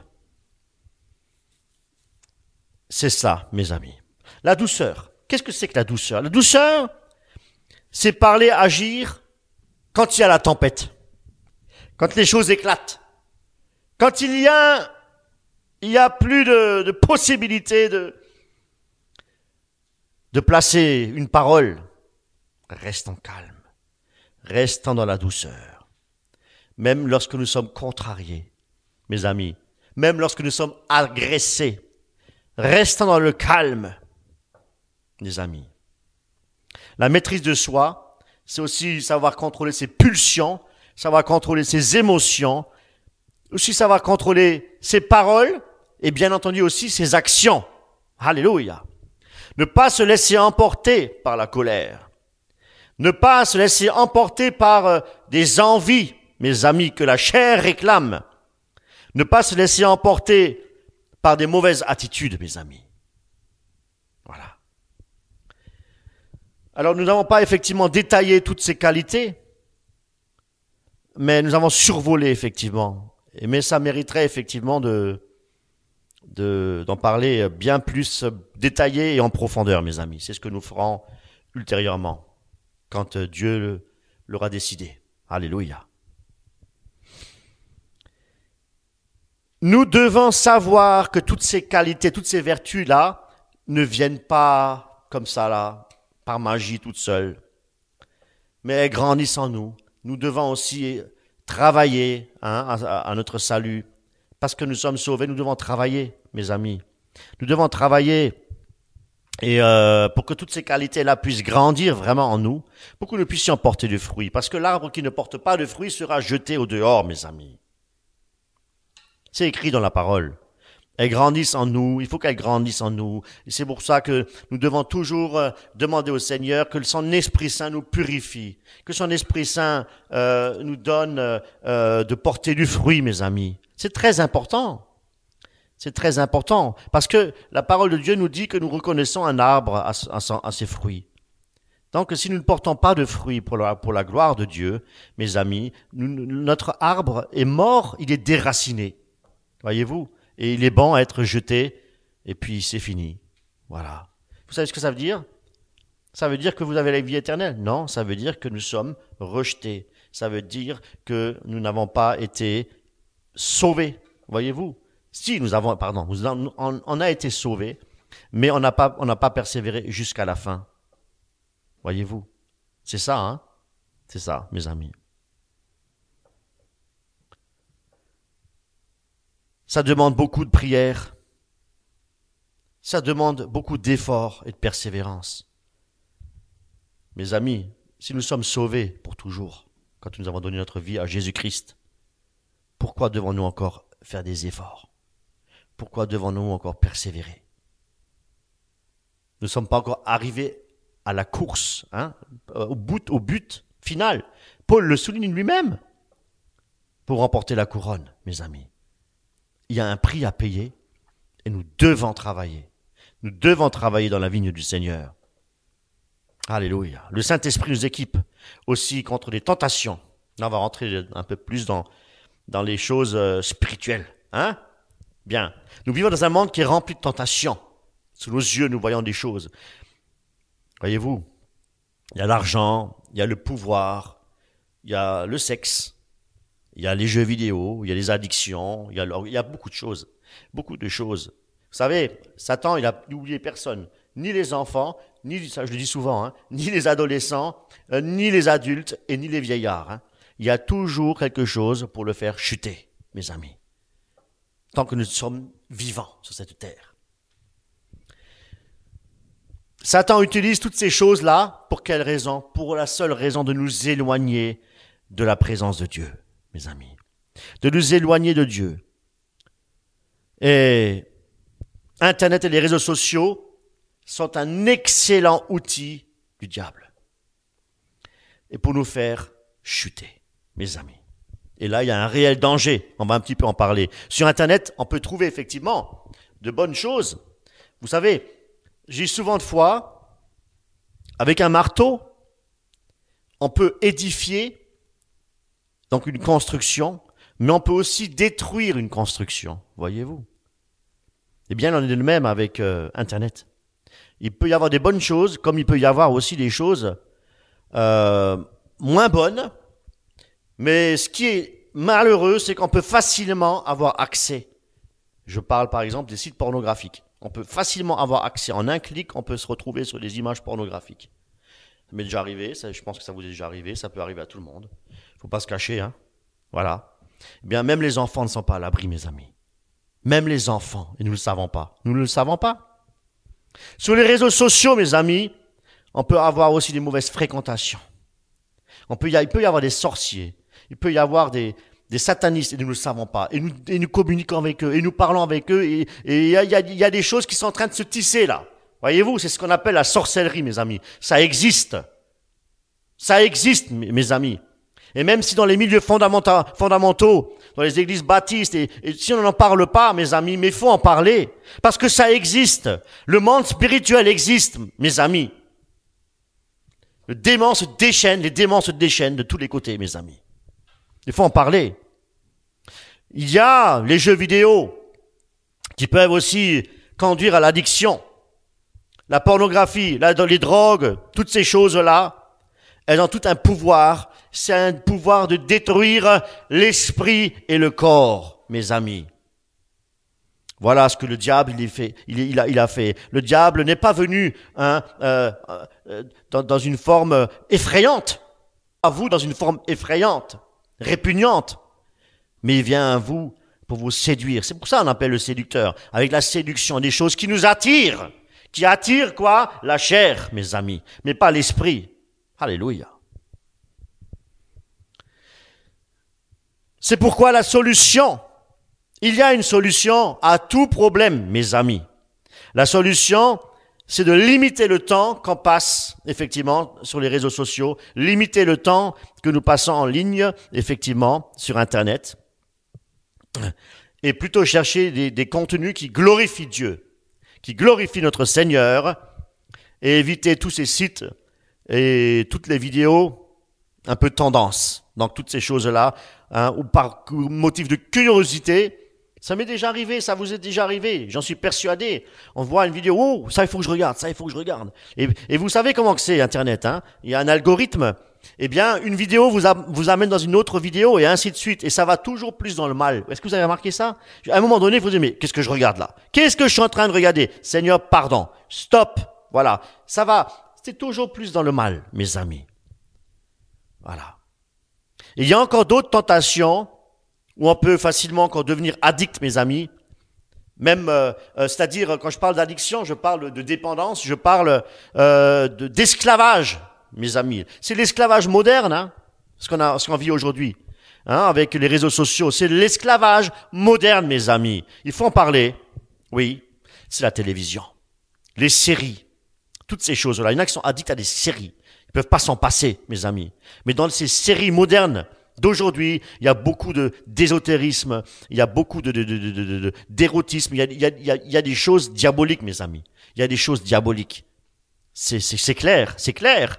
Et le signe, effectivement, c'est quoi le signe de l'addiction? C'est quoi à la télévision? C'est quand on préfère plus regarder les séries en passant moins de temps avec le Seigneur. Plus de temps en regardant les séries. Et puis on prend très peu de temps pour passer du temps avec le Seigneur, parce qu'on n'a même plus envie, parce que nous avons déjà l'esprit enténébré, nous avons déjà l'esprit manipulé, voyez-vous? C'est la manipulation à la télévision, on nous manipule, mes amis. Voyez-vous? Mais la parole de Dieu nous guérit, les Écritures nous guérissent. Alléluia. Nous devons fuir, mes amis, nous devons fuir la tentation.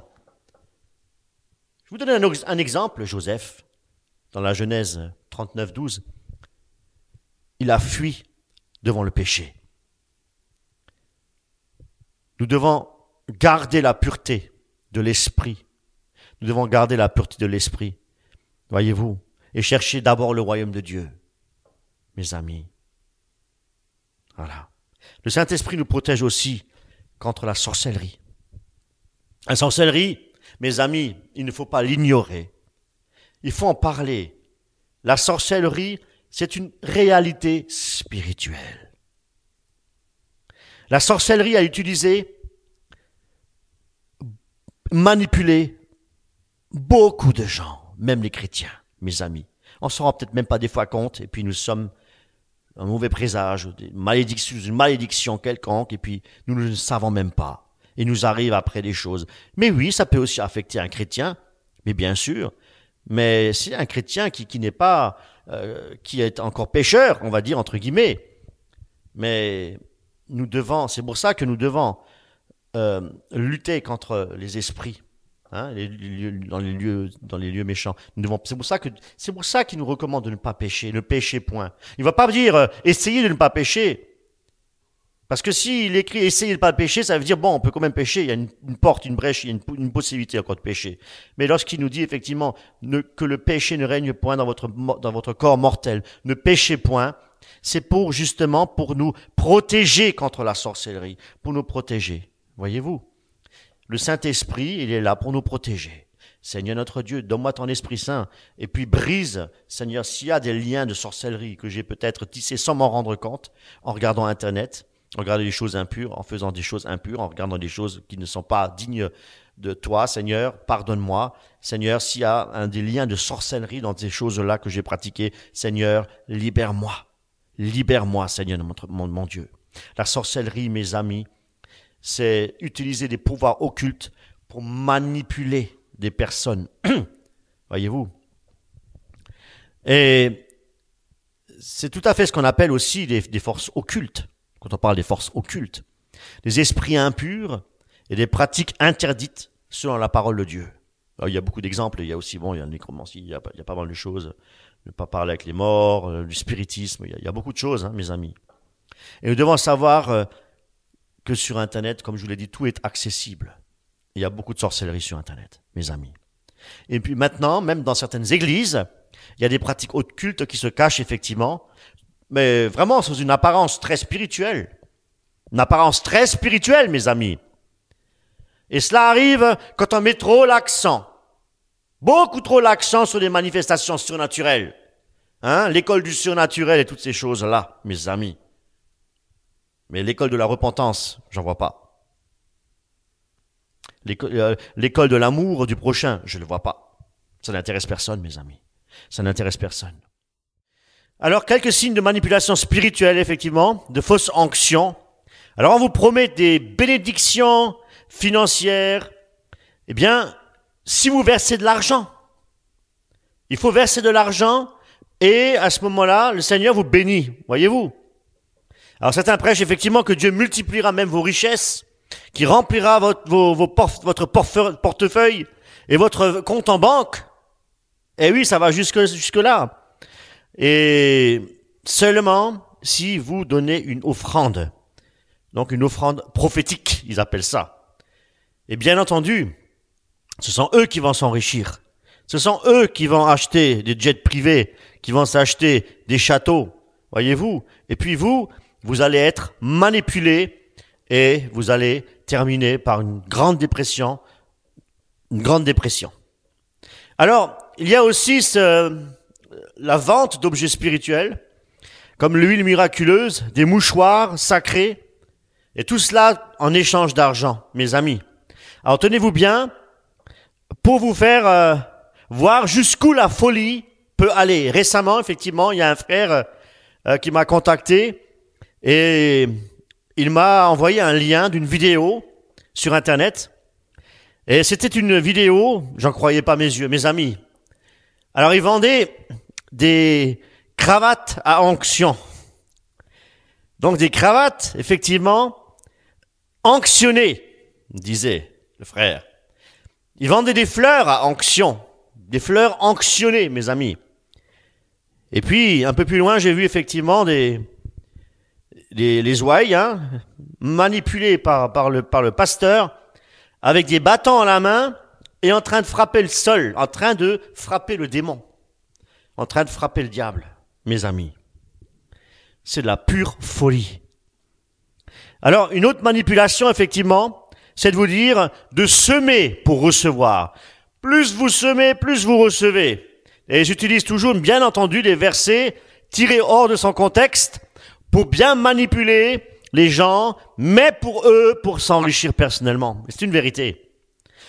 Voyez-vous, ces faux pasteurs construire effectivement des empires financiers, des leaders, des chefs religieux. Et ils promettent quoi? Toujours richesse matérielle à leurs ouailles, si vous donnez, bien entendu. Mais ils ne parlent pas de sanctification, ils ne parlent pas de repentance, ils ne parlent pas de sainteté. Mes amis, et bientôt on va omettre de prêcher la croix de Jésus-Christ. Vous allez voir. Dans certaines églises aussi, mes amis, il y a des pratiques occultes qui sont déguisées. Certains pasteurs, effectivement, imposent les mains, mais sans un véritable appel de Dieu.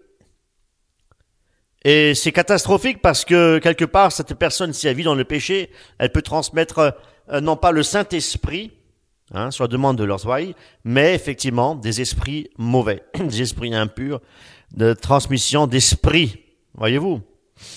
D'autres invoquent aussi le Saint-Esprit pour qu'il n'y ait que des manifestations surnaturelles.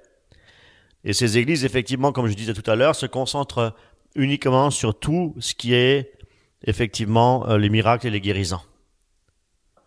Alors, soyons vraiment très prudents, mes amis. La véritable mission principale du Saint-Esprit, c'est de rendre les âmes, les croyants, saints. C'est sa véritable mission. Non pas pour faire du spectacle, non pas des hommes de spectacle. Il y a aussi les faux prophètes qui manipulent la foule et qui disent que ce que les gens veulent entendre. Ils veulent alors enseigner beaucoup sur l'argent, sur le mariage, sur le succès, et ainsi de suite. Tout ce qui chatouille les oreilles. Alors, c'est agréable aux oreilles, et puis on écoute et on écoute. Oui. Donc, c'est encore une sorte de manipulation, mes amis. Certains utilisent aussi la divination déguisée, effectivement, sous forme de paroles prophétiques. Mais derrière tout cela, mes amis, c'est pas anodin, toutes ces choses-là. Derrière tout cela se cachent des esprits puissants, démoniaques, mes amis, et des forces occultes. Et nous ne devons pas effectivement ignorer tout cela. Et malheureusement, si vous suivez ces faux pasteurs, si vous ouvrez effectivement des portes spirituelles, eh bien, ces esprits trompeurs peuvent effectivement se manifester. Et vous êtes exposé effectivement à ces esprits trompeurs. Et puis, on risque même d'être lié spirituellement parlant. Donc, nous devons ne pas ignorer effectivement toutes ces choses-là. C'est très important d'en parler. Notre devoir, effectivement, en tant que chrétien, c'est effectivement de ne pas attrister l'Esprit de Dieu. Le Saint-Esprit, effectivement, est attristé si nous vivons dans le péché.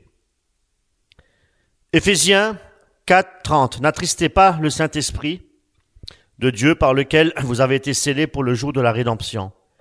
Voyons voir quelques exemples, mes amis, qui attristent le Saint-Esprit. Il y a le mensonge, il y a l'hypocrisie, il y a la colère, la violence, les mauvaises paroles, les mauvaises fréquentations, les pratiques occultes, le manque de pardon. Et c'est pourquoi, effectivement, nous devons aussi toujours confesser nos péchés. Et rechercher aussi la sanctification, nous dit la parole de Dieu, car sans laquelle nul ne verra le Seigneur. Et si nous tombons effectivement dans le péché, Dieu est prêt à nous pardonner. Il est prêt à nous pardonner si nous revenons à lui avec un cœur, avec humilité, avec un cœur sincère, mes amis. Luc 15, versets 11 à 32, vous connaissez tous l'histoire du fils prodigue. Et il est revenu effectivement chez son père après avoir tout dépensé. Et il n'a pas dépensé son argent en annonçant l'évangile de Christ, mais en vivant une vie de débauche. Alors, comment devons-nous effectivement réagir quand nous avons péché? Premièrement, nous devons effectivement reconnaître que nous sommes pécheurs, que nous avons péché, nous avons offensé effectivement Dieu. Nous devons effectivement aussi admettre nos fautes, nos erreurs devant le Seigneur. Nous devons nous repentir sincèrement, regretter notre péché et l'abandonner. Ce sont ceux qui abandonnent leur péché qui obtiendront miséricorde, nous dit la parole de Dieu. Et nous devons aussi, s'il le faut, couper avec le passé et vivre dans l'obéissance de Dieu. Et nous sommes effectivement tous engagés dans un combat spirituel. Et Satan, effectivement, lui, son désir, c'est de détruire en utilisant effectivement ses moyens, les tentations, les malédictions et tous les esprits impurs, mauvais esprits. Et il y a un verset dans Éphésiens 6:12. Car nous n'avons pas lutté contre la chair et le sang, mais contre les puissances spirituelles de méchanceté dans les lieux célestes. Et effectivement, contre ces luttes-là, Dieu nous a équipés de puissantes armes, mes amis. Et les 4 armes principales dont je voudrais parler ce matin, il y a effectivement l'armure de Dieu complète. Et ça, vous trouverez dans Éphésiens chapitre 6. Il y a la prière, prier sans cesse. 1 Thessaloniciens. Le discernement spirituel. Discerner les esprits, mes amis, c'est important. Et c'est écouter, se mettre à l'écoute de l'Esprit de Dieu. Et aussi, une action, mes amis, c'est de fuir le péché, fuir le mal. Nous avons aussi, effectivement, la parole de Dieu, une nourriture pour l'âme. Et ce qui était aussi très important, c'est de pouvoir déclarer les promesses de l'ennemi, de Dieu, déclarer toutes les promesses de Dieu contre l'ennemi. Alléluia. Servons-nous des versets de la parole de Dieu. Proclamons la parole de Dieu. Lorsque nous sommes tentés, lorsque nous passons par des épreuves difficiles, le Seigneur nous a laissé sa parole, nous a laissé des versets puissants. Merci Seigneur notre Dieu. Merci Seigneur. Merci pour sa parole. 2 Corinthiens chapitre 2 verset 11. Nous ne devons pas laisser à Satan l'avantage sur nous, car nous n'ignorons pas ses desseins. Mes amis, l'occultisme est partout. Il est présent partout, mes amis. Dans la famille, à l'école, sur Internet, au travail, à l'église même. Donc, nous devons être très prudents. Nous devons rester très vigilants. Nous devons être alertes, mes amis, et remplis du Saint-Esprit. Partout être remplis du Saint-Esprit. Partout où nous sommes, nous devons avoir l'Esprit de Dieu en nous et manifester la puissance de Dieu. Alléluia. Pour pouvoir tenir bon et ferme contre les tentations et les ruses de Satan. Et si nous avons été impliqués, mes amis, dans de telles pratiques, avant peut-être la confession, avant notre conversion, eh bien il y a encore temps, et il faut encore confesser certains péchés peut-être, et demander sa puissance pour briser toutes ces chaînes, mes amis, toutes les chaînes spirituelles. Savez-vous, il y a peut-être des péchés qui n'ont pas été confessés et qui ont encore un certain pouvoir, et nous pouvons encore être liés, mes amis. Et ça sont des forces spirituelles. Hein. Et tant que nous sommes sur cette terre, mes amis, nous devons lutter contre les esprits, nous dit la parole de Dieu. Nous devons rester attachés à Dieu. Et mes amis, si nous restons attachés à Dieu, l'Esprit de Dieu nous parle et nous rappellera que certaines choses nous devons peut-être confesser. Et il nous protégera aussi contre toutes les attaques spirituelles, toutes les attaques diaboliques, mes amis. Ne soyez pas trompés par les séductions de ce monde, mes amis. Cherchez la présence de Dieu et vivez dans la sanctification. Avec le Saint-Esprit, mes amis, nous sommes plus que vainqueurs. Cherchons, mes amis, tous les jours à être remplis du Saint-Esprit. Chaque jour, apprenons à fuir le péché. Demandons au Seigneur qu'il restaure aussi notre intelligence et pour pouvoir vivre à l'exemple de Jésus-Christ, mes amis, soyons vraiment des temples purs pour accueillir l'Esprit de Dieu dans la gloire de Dieu. Alléluia. Et je terminerai avec un verset, Jacques chapitre 4, verset 7. Soumettez-vous donc à Dieu, résistez au diable, et il fuira loin de vous. Amen.